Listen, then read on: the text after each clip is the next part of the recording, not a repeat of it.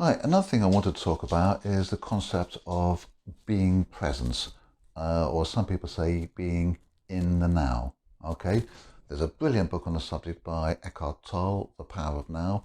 Um, I'd recommend you, if you're spiritually inclined, I'd recommend you get that book. But what does it mean being present and being in the now? Okay, well, usually people who think about the past a lot, um, normally they're in regrets. They're kind of like, oh, I wish I'd done this differently. I wish I'd done that differently. And I wish I hadn't said this to that person, or I wish I hadn't done that to that person, or I wish that person hadn't said that to me or done that to me. They're living in the past. They're living with regrets about what's happened. Okay? Um, Also, people who are anxious a lot, they're living in the future. And their reason because they're anxious is like, oh, I hope this doesn't happen. I hope that doesn't happen. I hope he doesn't do this to me, or she doesn't do that to me, or I hope whatever doesn't happen. They're anxious and they're spending most of their conscious time being in the future. Okay? So, regret, you're living in the past. Anxious, you're living in the future, or your consciousness is in the past or future, as I say. And both of these things are largely fueled by the inner voice that we've been talking about in the previous videos. These things that keep on, the little voice in your mind that keeps on chattering away, that really fuels the being in the past or being in the future. Now, to be in the present, okay, if you can have your mind in the present moment, then that's where you're going to be happiest. Okay, it's where you're going to be most constructive. It's where you're going to find most solutions to your problems, is actually having your mind in the present moment. I saw a wonderful cartoon once. There's a guy sitting on a park bench, and his dog sitting by the side. And as they're looking down over the countryside, it's showing the thought bubbles coming out of the guy's head. And the thought bubbles coming out from this guy's head, there's little pictures there of money, the car he wants to buy, the house he wants to get. And then they show the thought bubble of the dog, what the dog's thinking. And in the thought bubble of the dog was a picture of the dog sitting there with his owner on the park bench. The dog was thinking about the present moment. He was enjoying being there with his master, just being there. Okay, the master was thinking about all the other problems in his life. Which one of them is going to be happiest? Obviously, it's the dog. Okay, we can learn quite a lot from animals. So you want to learn to be in the present, because first of all, when you're living in the or your consciousness is in the past or in the future, there's a lot of mental and emotional energy is being burnt up. Okay, regret or anxiety takes an awful lot of mental energy, and then if you're using a lot of mental energy, you feel physically drained as well, and your mental and physical capacity to actually sort out the situation you're in is reduced. Okay, if you can actually be present, you're consciously present in the moment. Now, don't get me wrong, I'm not saying you shouldn't plan. I'm not saying you shouldn't have goals for the future. By all means, have goals for the future, have plans for the future, but don't spend all your conscious time being in the future. Be conscious now as you're making your plans, as you're making your goals. There's a difference. Yeah? So be here in the presence. Okay? Now, to do that, again, I mentioned a moment ago, the anxiety and regret is fueled largely by the inner voice. So by quietening the inner voice, as we've described in the previous videos of this module, you quieten the inner voice, then you can actually be more present in this current moment. Now, part of our martial arts training, when we're partnered up with somebody, especially with all our training, like if we're doing the kata, I mentioned moving meditation, you're focusing on what you're doing at the time, so that kind of brings you into the present moment. But especially when you're doing partner work, you're squared up in front of somebody, they've just stepped back, they've just told you they're going to step forward and attack you with a punch. And if you don't move, particularly when it's high grades and they're doing things full speed, full power, if you don't move, you're going to get hit. Okay? If you don't block it or sidestep it, you're going to get hit. That's a great way of bringing you into the present. Okay? And again, this is where martial arts training is very good for doing that for you, for helping you with it, to bring you into that present moment. With some activities, like we say running, you can go out for a long walk, or sorry, a long run, and while you're running, you can switch the brain into neutral, let the mind wander, let the mind think about, well, whatever it wants to think about. When you're partnered up with somebody, and that person is about to come in and punch you or kick you, and they're going to do it full power, and they're going to aim for somewhere at the back of your head, you can't be thinking about anything else. You can't be thinking about what you're going to do at work the next day. You can't be thinking about what your partner said to you earlier on in the day. You can't think about the row you had with your kids or the row you had with the boss at work. You've just got to focus on that guy in front of you who's going to come and try and hit you full speed, full power. So it's very much a way of bringing you into the now, into the present, into that very moment. Yeah? And this is part of the reason why people enjoy this type of training, why people enjoy sparring. Okay, we enjoy the physical recreation of it, but also mentally is bringing us very much into that present moment. Like the dog sitting by the park bench, just thinking about being there with his master. Now, I've heard it said that combat soldiers, when they're in combat, some of them have reported they've never felt so intensely alive. Now, obviously, it's a horrible situation to be in. You don't want to be fighting for your life, okay? But when you are in that combat situation, you can't be worried about what's happening next week. You can't be worried about, well, training went badly yesterday or this morning or whatever. You can't be worried about, the captain or the sergeant major having a go at you. You've just got to be focused intensely on what's happening now. Because if you don't focus intensely on what's happening now, you're going to get shot. Okay? So combat soldiers have reported that they have never been so intensely alive as when they're actually in combat. But obviously it's not a nice situation to be in. It's not something I'd wish on anybody, and it's not a scenario we can kind of recreate in training on a regular basis, where we're actually putting somebody in a life and death situation to make them feel more in the present.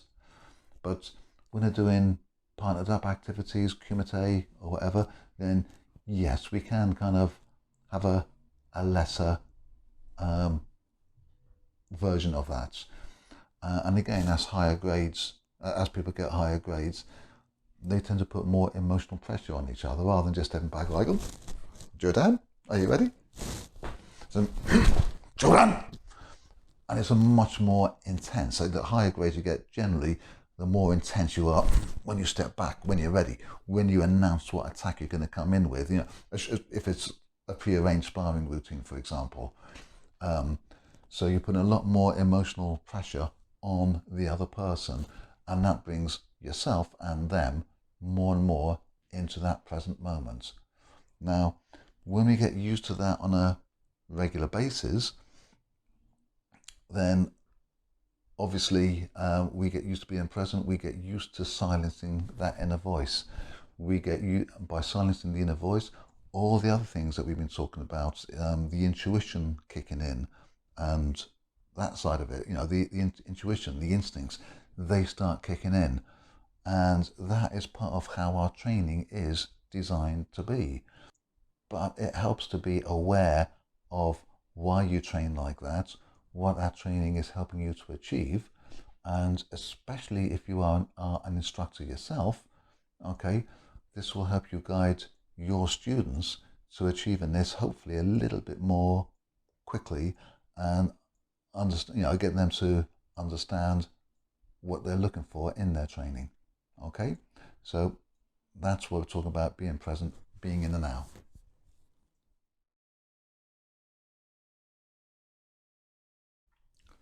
Right, following on from the previous couple of videos, another thing I want to talk about is the idea of acceptance. Just accept what is in your life. Now, it's very easy as a concept. It's quite difficult to actually apply it, or it takes practice to apply it. We spoke earlier on about if you're living with regret, you're living in the past.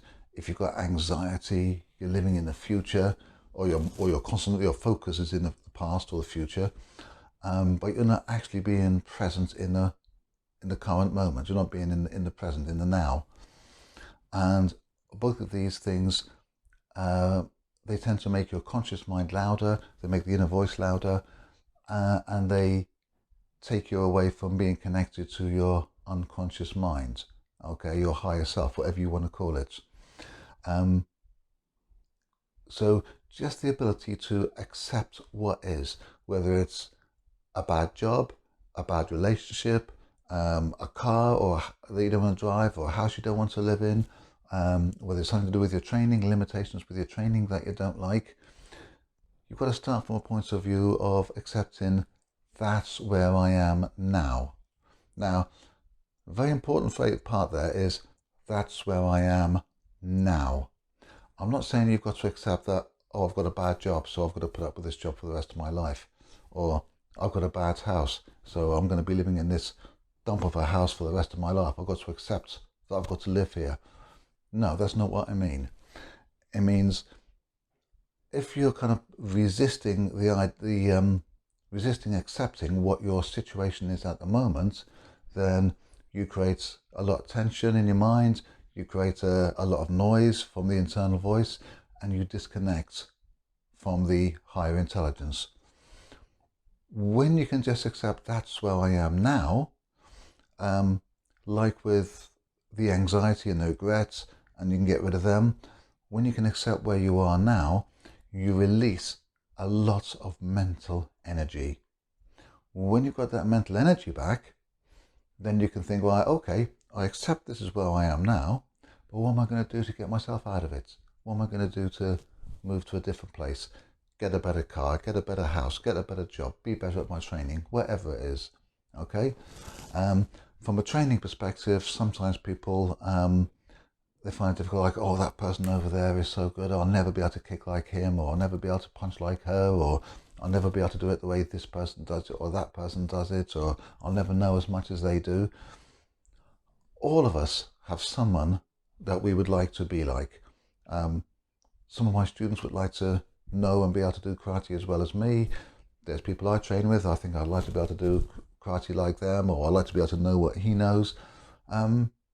But it's just never going to happen. There's always going to be somebody who's higher up than you, someone who's better than you.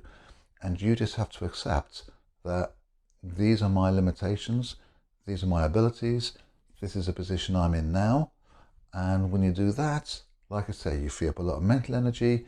If you free up the mental energy, you free up physical energy, and then possibly you can find a way out of it, or possibly just to find a way of being better than you are at the moment. The idea of accepting is very, very simple, but to actually put it in practice in your life when things are tough and when things are difficult, it can be difficult to actually apply the idea of just accepting. But again, it's a way of just quietening the mind to release energy so you can kind of connect with that unconscious self. Okay, so unconscious mind. The unconscious self, that'd be good, being unconscious on the floor, but slip of the tongue. That'd be your unconscious mind. And like we said earlier on, you find your intuition comes through when you can connect to that part of your mind.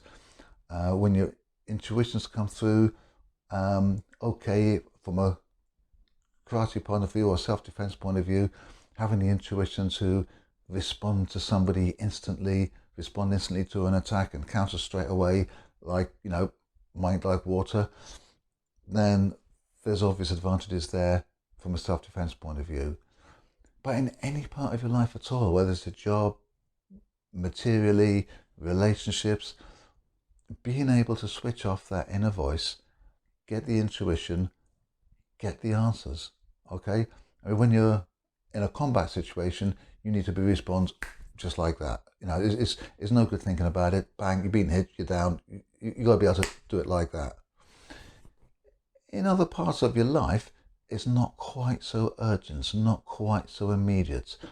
If you want to get out of a job that you're unhappy with, you don't necessarily need to get out of it this minute. Maybe tomorrow, maybe next week, maybe next month, okay, maybe even next year.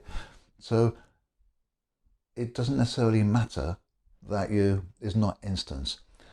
But once you can kind of have that practice of acceptance and releasing that energy, then whereas we talked earlier on about receiving the intuition, receiving the feeling, receiving the instincts, then you can also start receiving answers to a different part of your life. Okay?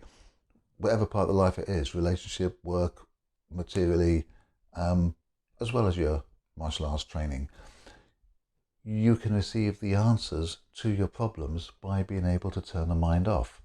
Okay? So this is a difficult thing to put into practice. It's a very easy concept, but it takes a lot of practice. But it does take this whole process of being present to a higher level.